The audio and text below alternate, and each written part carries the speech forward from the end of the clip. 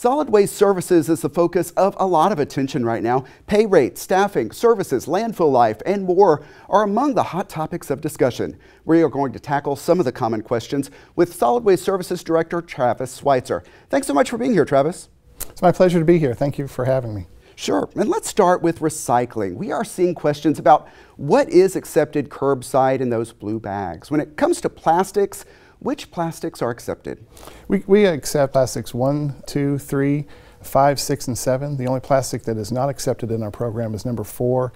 That's typically a bag from a supermarket or a grocery store, that sort of thing. Those bags are film sort of plastic, and they can typically be returned to the grocery store, usually by the entryway. They have a receptacle there that folks can take those bags.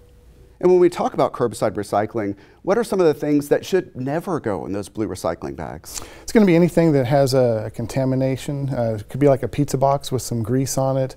It could be yard trimmings. It could be clothing items, that sort of thing. And what happens if someone puts something they shouldn't in a recycling bag?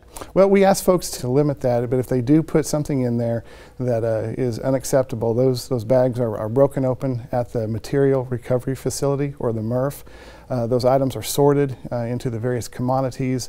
The items that are not acceptable are sorted out, and those items are discarded in a landfill. But some of the things that should go, newspapers, glass, talk about some of the things that are accepted. Absolutely. We accept, of course, newspaper, glass, as you mentioned. We also accept cardboard and paperboard, which is like a cereal box or a Kleenex box. Aluminum cans, steel cans. All of these items need to be empty, clean, and dry before they go in the blue bag.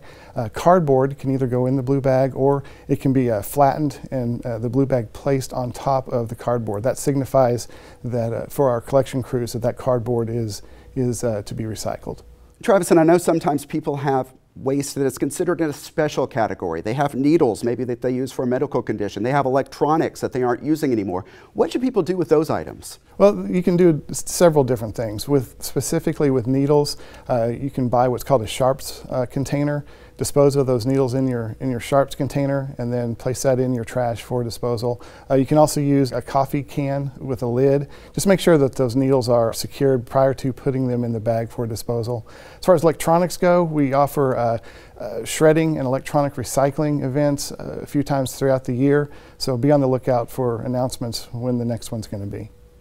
Let's move now to the Hunter Ferrell Landfill. You recently announced that the landfill will be closed on Sundays. What is behind that change? Sure, the landfill will be closing on Sundays beginning in October. We looked at the days of the week and how much trash was coming in volume-wise as well as revenue, and on Sundays it just didn't pencil out to have the landfill open on Sundays.